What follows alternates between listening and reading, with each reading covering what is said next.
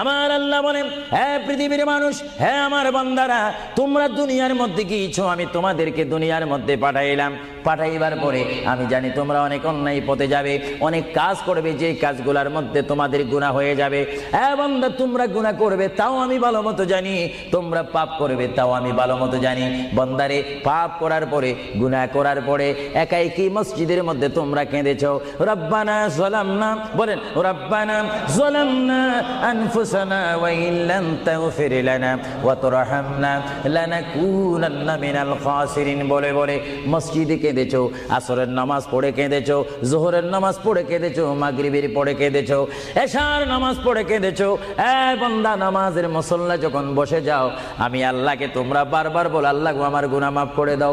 তারপরও আমি তোমাদের গুনাহ মাফ করে নিই। তারপরও তোমরা নিশি রাত্রে, মানুষ যখন ঘুমে যায়, তোমার বিবি যখন ঘুম যায়, তোমার ছেলে যখন ঘুম যায়, তুমি নিশি রাত্রে ঠান্ডা পানি দিয়ে ওযু বানিয়ে নামাজের মুসল্লায় বসে তুমি আবার যখন ডাক দাও, রব্বুল আলামিন, পৃথিবীর কোনো মানুষ আমার গুনাহ সম্পর্কে জানে